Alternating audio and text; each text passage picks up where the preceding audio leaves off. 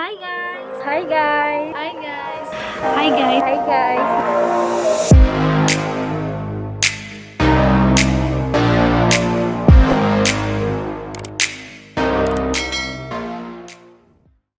So here is the part 2 of our topic evaluating algebraic expression, but this time we're going to deal with fractions.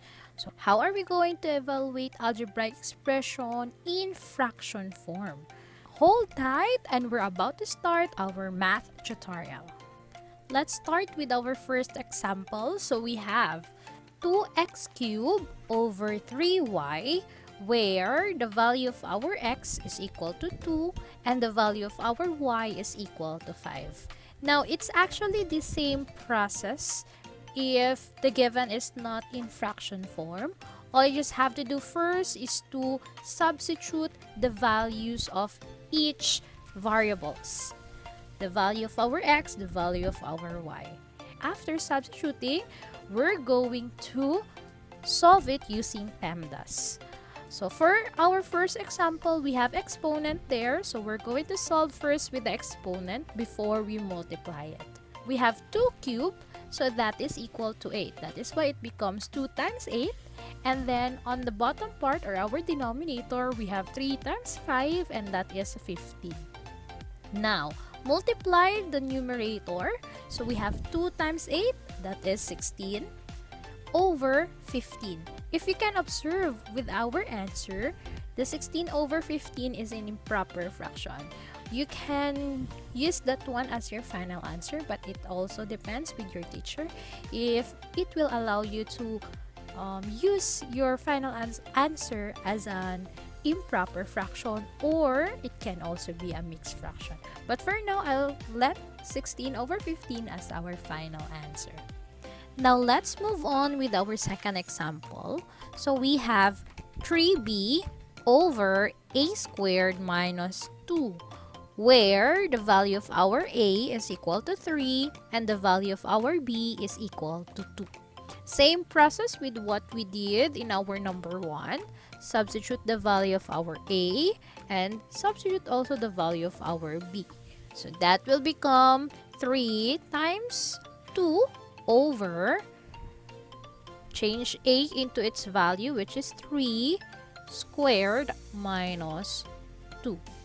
Don't forget to write the exponent. That's very important. And then 3 times 2, that is 6 for our numerator. Now for our denominator, we have there the exponent.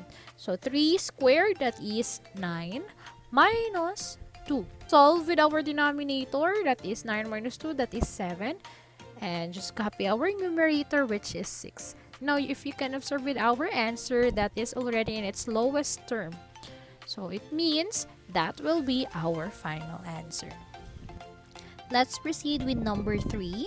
So we have the given 25x squared minus 9 over 5x squared plus 7x minus 6, where the value of our x is negative 1. Now, if you can observe, the value of our x here is in negative number. Now, the value can be positive or can be negative. So don't be confused if the given is positive or negative or even fraction form or even decimal form. Now, same process. Substitute the value of our x, remove all the x, change it with its given value, which is negative 1. So it will become 25 times negative 1 squared minus 9 over 5 negative 1 squared plus 7 times negative 1 minus 6. Don't forget to write a parenthesis every time you write the value of each variable, because it will determine that you're going to multiply the value with its coefficient value given. Now, if we can observe, we have here negative 1 squared. Always remember that if we're going to multiply negative to another negative, the answer will become positive. That is why it becomes 25 times 1. And then just copy negative 9 or minus 9. And then on the denominator, we have negative 1 also beside 5. So same process, negative times negative, that is positive. That is why it becomes positive there. 5 times 1, positive 1. And then as you can see also in plus 7 times negative 1, 7 there is a positive number, and then multiplied to a negative number, which is negative 1. So the answer will become negative 7. And then just copy negative 6. Then simplify. So we have 25 times 1, that is 25. Copy minus 9. Then 5 times 1, that is 5. Copy minus 7, and then minus 6 as well. Now, if we're going to simplify it, on our numerator, we have 25 minus 9, that is 16. And then in our denominator, we have here 5 minus 7 minus 6. Always remember, if the given is just like this one, you are going to start solving from left to right. So 5 minus 7, that is negative 2, minus 6, that is negative 8. Now, try to observe our answer, 16 over negative 8. If we're going to simplify this one, we can divide directly the 16 by 8. But remember, we are dividing positive to another negative number, which is 8. So 16 divided by negative 8, the answer will be negative 2. And that will be our final answer for our third example. Now for our last example, we have z cubed minus 4z squared plus 2z over z squared minus 5z plus 6, where the value of our z is equal to negative 3. Now, if you are going to check the given, it's quite complicated, right? But once you were able to substitute all the z's there with its value, which is negative 3, then it will make things easier. Okay, so again, change all the z with its value, which is negative 3.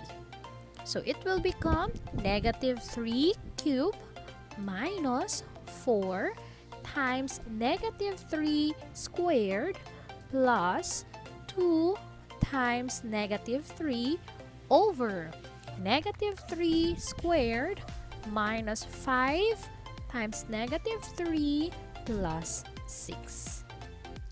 Always remember to solve first with those numbers with exponents. So we have negative 3 cubed. So remember, that's negative 3 times negative 3 times negative 3. So that is negative 3 times negative 3, that's positive 9, times negative 3, that will be negative 27. So copy minus 4 times squared of negative 3. So we have negative 3 times negative 3, it's positive 9, plus 2 times negative 3.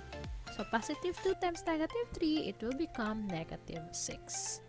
So that is why it's minus 6. Now for the denominator, we have negative 3 squared. So again, it's negative 3 times negative 3, that is positive 9.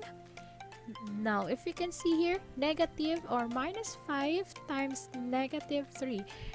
Remember, the minus 5 there is considered as negative 5 times negative 3. That is why it becomes positive 15 or plus 15.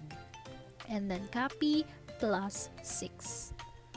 And that is how we're going to solve the integers.